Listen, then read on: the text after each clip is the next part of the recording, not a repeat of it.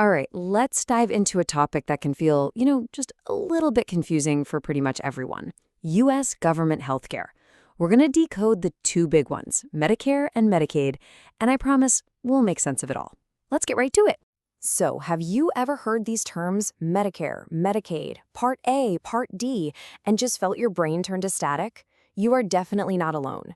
It really is a massive alphabet soup of programs and parts. But don't you worry, we are going to sort through all of it, letter by letter, and see exactly how it all works. Okay, before we even touch on a single letter, A, B, C, or D, we have to start at the very beginning. We've got to nail down the absolute fundamental difference between Medicare and Medicaid. They sound almost the same, but trust me, they are built on completely different ideas. And this right here is the heart of it. Medicare is what's called an entitlement program. Think of it like Social Security. If you or your spouse worked and paid your taxes for about a decade, you've earned it, usually by the time you hit 65. Medicaid, on the other hand, is a means-tested program. It has nothing to do with your work history. It's all about your income. So the simplest way to think about it is you earn Medicare through work, while Medicaid is there based on financial need. All right, now that we've got that key difference sorted out, we're going to spend the rest of our time focused squarely on Medicare. And we have to start with the foundation of the whole thing, what's known as Original Medicare. First up, let's talk about Part A. So whenever you hear someone mention traditional or Original Medicare, this is what they're talking about. It's the OG plan, the one that started way back in 1965. It's a fee-for-service plan run by the government, and it's really built on two main pillars that we're about to get into. Part A, which covers the hospital, and Part B, which covers the doctors. So who actually gets Part A? Well, for most people, the magic number is age 65. You can also qualify through a few other ways, like for certain health conditions or disabilities. But that last point, that's the big one, having fully insured status. All that really means is you've worked and paid your Medicare taxes for roughly 10 years. And for most people who hit that mark, Part A is premium-free. You've already paid for it. Think of Part A as your hospital insurance. Simple as that. It's going to cover the cost of the facility itself. The room, the meals, the nursing care. But here's a super important point you've got to remember. It does not cover the surgeon or the doctor who treats you while you are in the hospital. That's separate. It also doesn't cover long-term care, like in a nursing home. And yeah, that little detail about blood, you're on the hook for the first 3 pints. Now, this next part is a little tricky, but it's key to understanding your costs. You have to wrap your head around a unique concept called a benefit period. So just forget about the calendar year, it doesn't matter. A new benefit period starts on the exact day you're admitted to a hospital. It only ends once you've been out of the hospital or a skilled nursing facility for 60 days in a row. It's just Medicare's own special way of keeping score. So let's see how that benefit period actually affects your wallet. For the first 2 months, days 1 through 60 of a hospital stay, you pay a single one-time deductible. After that, Medicare handles the rest. But once you hit day 61, things change. You start paying pretty hefty daily copay. And if you're in for longer than 90 days, you dip into what are called lifetime reserve days, and that daily copay gets even higher. You can see it's really designed for shorter hospital stays. Okay, so if Part A covers the hospital building itself, who pays for the actual doctor working inside it? Well, that question leads us perfectly to the other half of Original Medicare, Part B. This is your medical insurance. Part B is what foots the bill for your doctor visits, outpatient stuff like lab tests, and all those important preventative checkups. But it's different from Part A in a few key ways. First, it's not free. Most people pay a monthly premium for it, usually taken right out of their Social Security check. Second, you don't have to take it. It's optional. If you're still working and have insurance through your job, you might hold off on signing up.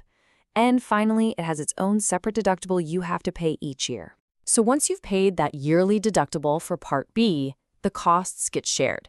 It's basically an 80-20 split. Medicare picks up 80% of the approved cost for a service, and you're responsible for the other 20%. And, this is a really big deal, with Original Medicare there is no yearly limit on your 20% share. No safety net. That possibility of unlimited out-of-pocket costs is a huge reason why people start looking at other options.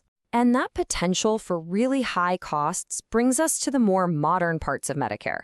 Starting back in the 90s, a whole new way to get Medicare was created. And that brings us to Part C, which almost everyone calls Medicare Advantage. So how does this whole thing work?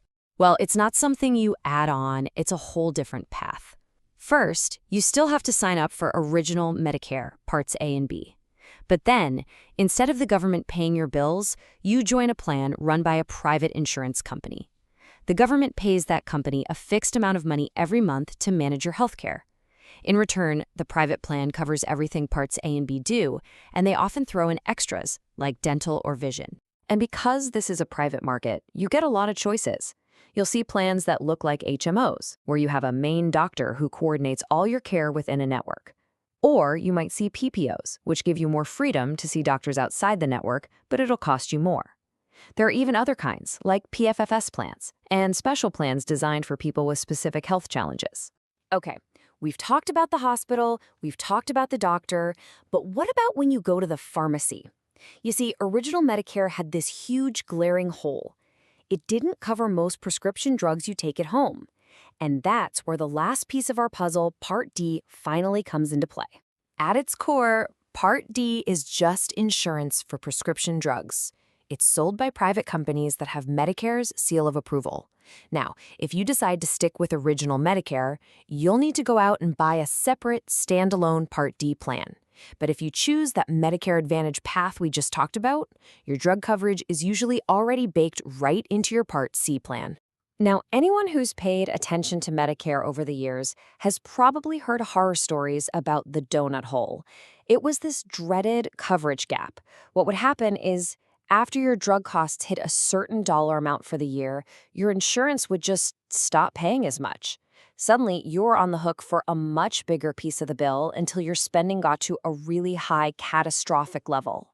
But here is some genuinely good news.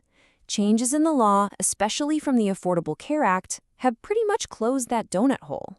Now, after you meet your plan's deductible, you generally pay a steady coinsurance, no more than 25% for your covered drugs. It's made prescription costs a whole lot more predictable and stable for people. Okay, we did it. We have unpacked the entire alphabet soup, A, B, C, and D. We've looked at how each of these individual pieces work. So now, let's just step back, put it all together, and look at the big picture choices that a person faces when they sign up for Medicare. When you get right down to it, it really boils down to two main roads you can take. Path 1 is sticking with original Medicare. You get your Part A for the hospital and Part B for medical care straight from the government, and then you add a private Part D plan for your prescriptions. Now, to cover that 20% gap we talked about, a lot of people on this path also buy a supplemental plan called Medigap. Path 2 is Medicare Advantage. You just choose one all-in-one plan from a private insurer that bundles everything, A, B, and usually D, all into one neat package. So, which path is the right one? Honestly, there is no single right answer. It's a choice between the go-anywhere freedom of original Medicare and the all-in-one structured convenience of an Advantage plan. The best path for any one person depends completely on their life, their health, their budget, and which doctors are important to them. The key is just knowing you have a choice. So the real question isn't just, what do all these letters mean? It's, which of these paths is going to give me the most peace of mind?